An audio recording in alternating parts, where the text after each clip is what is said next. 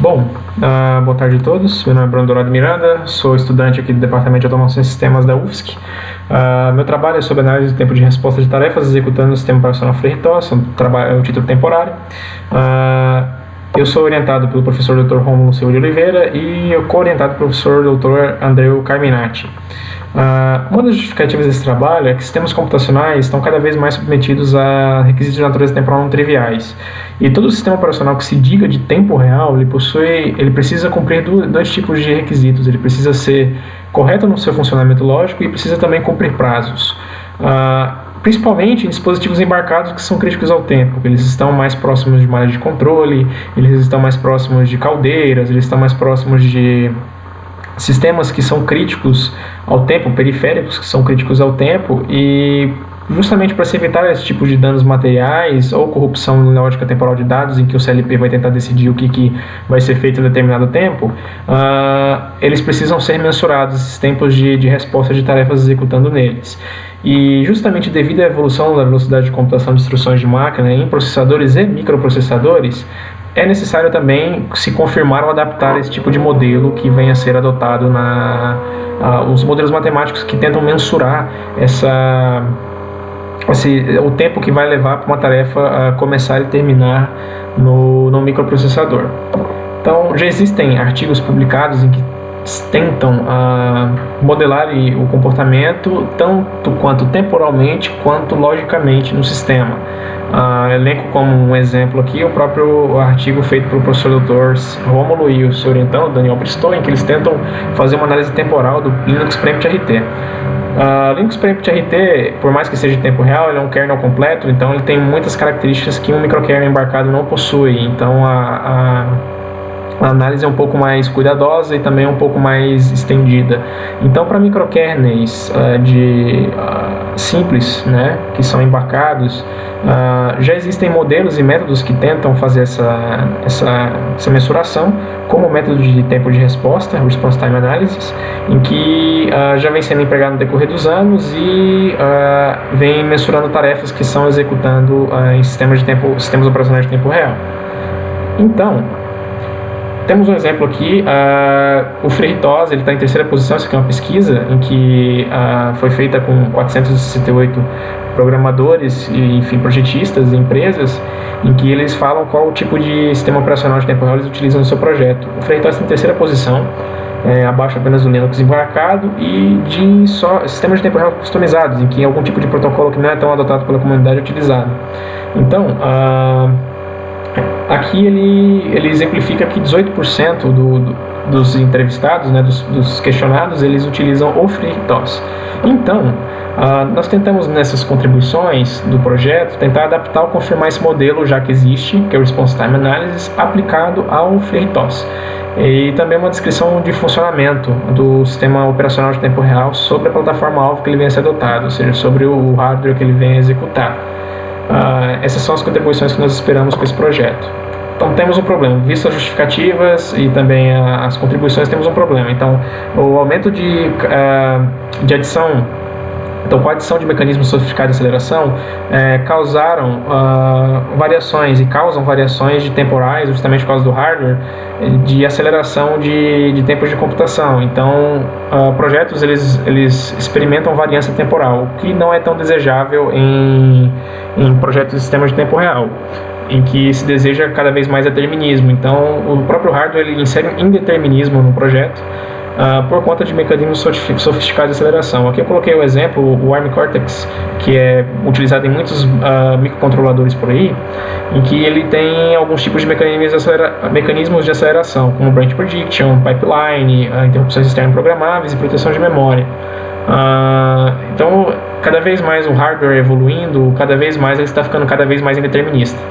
Então, temos também propriedades intrínsecas do sistema operacional de tempo real, ou seja, o próprio sistema operacional de tempo real, por conta de seus algoritmos, da forma como ele gerencia os timers, da forma como ele gerencia os recursos que estão disponibilizados ali pelo microprocessador para o microprocessador, ele também vai adicionando variâncias de tempos de computação e de resposta também. Então, aliando esses dois problemas, nós temos uma variação de tempo de resposta no próprio projeto, justamente por conta dessa variação temporal causada pelo hardware e também pelo software. Então nós temos com isso uma problemática em que podemos subdividir em 3 tópicos, em que é um crescimento do uso de ferrítose em sistemas embarcados, isso é um fato. E você também encontra-se, né, nas medições uma diversidade de fontes de variação temporal, tanto do hardware quanto do software. Então é necessário aplicar os modelos matemáticos existentes de forma a tentar ver se eles ainda continuam se aplicando ao que é visto hoje na prática, ao que está acontecendo hoje na computação. Então é necessário mensurar esses efeitos sobre qualquer tipo de sistema operacional que se diga de tempo real ou sistema computacional de tempo real, visando esse determinismo temporal. Então, vou também passar um pouco aqui a respeito do método RTA. Não vou aprofundar-me muito por conta do tempo de qualificação. Então, o RTA ele tem algumas premissas, ele tem 6 tipos de premissas. Ele é utilizado nos sistemas operacionais permitidos, as tarefas elas possuem uma prioridade fixa, as interrupções elas podem ou não estar desabilitadas, e também a possibilidade de existirem tarefas esporádicas. Podem ocorrer atrás de liberação de tarefas, ou o deadline da tarefa é sempre menor ou igual ao seu período. Então, podemos caracterizar uma tarefa, um sistema de tempo real, utilizando como um sistema então, de tempo real. Ele vai ser um conjunto de tarefas não vazio infinito, em que abstrações podem ser feitas. Todas as variáveis temporais que estão relacionadas à tarefa, tudo aquilo que pode acontecer, teoricamente, num sistema de tempo real pequeno, não tão grande, eles estão exemplificados nessas 8 variáveis, que são tempo de resposta, período, o deadline da tarefa, o atraso máximo de liberação, o bloqueio, a interferência, o worst case execution time e o tempo de ocupação da CPU. Então, todas essas 8 variáveis elas estão correlacionadas entre si e vão ser modeladas aí pelo Response Time Analysis. Então, temos uma visão gráfica aqui, em que pode-se ver que qualquer tarefa ela pode sofrer bloqueio ou interferências, e também próprio jitter pode ocorrer também alguns tipos de bloqueios por conta de tarefas de menor prioridade e interferências de tarefas de maior prioridade. Todas essas variáveis elas estão relacionadas entre si. Contudo, nós vemos então, portanto, que a tempo de resposta ele vai ser igual ao jitter da tarefa, né, o próprio atraso de liberação da tarefa, mais o WI, sendo que o WI é o tempo de computação da tarefa, mais o bloqueio que ela pode sofrer de tarefas de menor prioridade, bloqueio máximo a depender do algoritmo que venha a ser utilizado, priority ceiling, ou também o algoritmo de herança de prioridade, mais a soma das interferências, o somatório de todas as interferências de tarefas de maior prioridade. Então, esse é o método modelo algébrico matemático que o modelo ele fornece para nós como pesquisadores, e toda a teoria relacionada a isso aqui vai ser aprofundada no trabalho. O objetivo de pesquisa, à luz dessa teoria de sistemas de tempo real, é sempre medir e analisar matematicamente o comportamento dessas tarefas executando no FreeRTOS. Então, com isso nós subdividimos isso em 6 subobjetivos, em que vamos tentar levantar as características do sistema-alvo, vamos tentar levantar as técnicas utilizadas de medição de tempo de resposta, caracterizar o processador, medir as trocas de contexto, o tempo de troca de contexto e execução, e tentar adaptar esse modelo de RTA para o contexto do FreeRTOS e analisar esse modelo matemático criado ou adaptado. Algumas limitações de projeto. O FreeRTOS ele é muito flexível, então é possível fazer coisas que não estão, que seriam flexibilizar o modelo que já existe de RTA. Então vamos tentar fazer com que esse modelo não seja tão livre assim. Então iremos tentar ao máximo possível fazer com que as tarefas sejam periódicas, com que elas tenham prioridade fixa, e não é possível não criarmos tarefas durante a execução do sistema, e nem fazer com que o deadline seja diferente daquilo que é adotado na RTA. E o Worst Case Execution Time será por medição, na forma empírica, porque a teoria de correta medição de Worst Case Execution Time, a estimação dele é muito extensa, então foge um pouco do escopo do trabalho. O foco do trabalho é o Worst Case Response Time, então iremos adotar por padrão um Worst Case Execution Time por medição. Há técnicas para isso, então todas elas que forem ser utilizadas no projeto serão exemplificadas no trabalho. Então, uma pré-proposta seria a implementação de casos de teste, em que teremos que justificar esse efeito teórico-temporal, o que nós esperamos, explicar o que nós esperamos e também tentar levantar, com esse caso de teste, os efeitos práticos no sistema. Sobre a plataforma-alvo, seria explorar ela de forma extensiva, de forma a identificar possíveis influências temporais. Quais são os mecanismos de aceleração? O que pode influenciar no tempo de resposta? E também determinar, através de medições empíricas, o tempo de computação para cada tarefa a partir de uma frequência fixa de clock. E com o auxílio dessas ferramentas e APIs do próprio sistema operacional, que é disponibilizado pela fabricante, tentamos verificar a consistência desse modelo e garantir sua previsibilidade. Com isso, esperamos ter um conhecimento extenso de questões relacionadas ao tempo real, especificamente no Worst Case Response Time, e também o modelo matemático adaptado ou uma confirmação do método RTA em tarefas executando no FRTOS. Alguns riscos que nós podemos sofrer seria, no caso, a degradação do processador, dependendo do ambiente que for acoplado, ou também alguma coisa que venha acontecer com ele. Ele é importado, então pode ser um problema. Algum modelo errôneo de sistema, ou um worst case execution time subestimado ou superestimado, a depender da medição adotada. Então são esses três riscos, os três maiores riscos aí de projeto. Nos trabalhos preliminares vai ser um pouco do que já levantamos, né?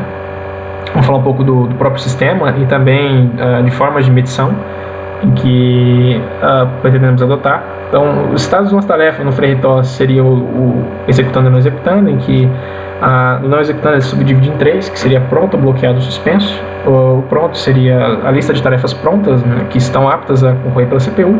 O bloqueado seria a tarefa dando um lock, um mutex. Então, ela deu um lock, um mutex já está disponibilizado a outra tarefa, ela vai ficar bloqueada, esperando a liberação desse mutex. E o suspenso, em que uma tarefa ela pode se autossuspender ou suspender outras tarefas. Ela não é tão utilizada pelo FRTOS, pelos programadores do FRTOS, mas ele existe e é possível utilizar no projeto. Diferente de outros tipos de microkernel, como o BRTOS e outros tipos, o FRTOS ele vai rastreando o estado de uma tarefa e vai inserindo esse estado em listas. Então temos três listas aqui, no caso essas três listas, né? Bloqueado, suspenso, pronto, e ele, a depender do estado, ele vai movimentando as tarefas nessas listas e não vai atualizando o estado no ponteiro da tarefa, diferente de outros tipos de microkernel como o BRTOS. Algoritmo de gerência de memória, temos 5 por padrão, em que o 5 é o mais sofisticado e o 1 é o menos sofisticado. E cada algoritmo é uma evolução do anterior. Então, no caso, o RIP2 é uma evolução do RIP1, o RIP3 é uma evolução do RIP2, o RIP4 do 3 e o RIP5 do 4. A Amazon não recomenda mais utilizar o RIP2, justamente por questão de problema de desalocação de memória. E os algoritmos eles têm os seus tempos de execução variáveis, obviamente. E também é possível ao projetista fazer um algoritmo personalizado de gerência de memória, está livre a ele fazer isso se quiser. No caso do projeto nós não vamos trabalhar com isso, vamos utilizar um dos algoritmos já programados pela Amazon para gerência de memória. As trace macros, que são métodos em que possibilitam a projetista atuar sobre o sistema quando o evento acontece. Então, são métodos que são inseridos dentro do microkernel, em que cada tipo de alteração numa tarefa, ou alguma criação, ou algum tipo de resultado acontece, algum tipo de fenômeno acontece, em que é possível medir, né, dar um log. É possível também atuar sobre o sistema, só que essa atuação não seria thread safe, ou seja, não estaria dentro do escopo do projeto do FRTOS, seria uma atuação por fora, em que temos várias, são 40, né? Eu elenquei aqui alguns exemplos de mutex e de tarefas, e a configuração dele é feita dessa forma. Então o projetista ele vai escolher quais são as macros que ele deseja, e a partir do acontecimento da macro no sistema, ele vai programar uma função que vai dar um toggle em um pin, vai dar um log, enfim, num cartão de memória ou em algum outro lugar, ou pode também acoplar um debugger naquela função. Quando acontecer a execução da tarefa no processador, ele vai chamar um debugger para fazer a depuração do sistema. Alguns modos de armazenamento, todos eles com suas vantagens e desvantagens, todos eles nós testamos, vamos aprofundar um pouco mais no trabalho. Então, tentaremos também fazer uma combinação dos dois, no caso seria a memória RAM mais o ART, tentando aproveitar das vantagens, né, da vantagem de cada um e atuar assim sobre de forma a capturar os logs do sistema, capturar quando que o evento aconteceu, que momento que o evento aconteceu temporalmente. Temos algumas tarefas padrão que são criadas pelo sistema, então além de tarefas criadas pelo usuário, o próprio FRTOS configurando o sistema, ele cria duas tarefas por padrão, que é a tarefa idle, que é uma tarefa que lida apenas com o algoritmo gerencial de memória. E essa tarefa idle também, depois de fazer todos esses algoritmos gerenciais de memória, é possível também que o projetista ele coloque seu próprio algoritmo dentro da tarefa idle, de forma a atuar também sobre o sistema, tratar o idle como uma tarefa do sistema. Essa tarefa idle é uma tarefa de menor prioridade, ou seja, sempre que uma tarefa do sistema que o usuário criou, ela é sempre maior prioritariamente do que a tarefa idle, e é possível colocar essa tarefa idle como uma tarefa que tem algum tipo de serventia no projeto do projetista. A única requisito é que essa vApplication idle hook não pode ser bloqueante, ou seja, não pode ter um lock de mutex lá e a tarefa ficar bloqueada. Temos também o timer service, que ela vai uma tarefa criada como algoritmo gerencial de timer, em que ela executa apenas uma vez antes da execução do sistema. Ele vai configurar os timers, depois disso a tarefa se autodestrói, então não executa mais. Ela não é periódica, diferente da idle, que é uma tarefa que, embora não seja periódica, ela sempre está executando o sistema a partir de quando não tem nenhum tipo de tarefa programada pelo usuário executando. Essa tabela do lado seria, no caso, logs extraídos das trace macros, enviadas por computador via WART, em que são timestamps, então, de criação de tarefa, em que é notório que a tarefa 1 ela é criada, as tarefas mais prioritárias, no caso as tarefas em ordem de execução, elas são criadas antes das próprias tarefas padrão.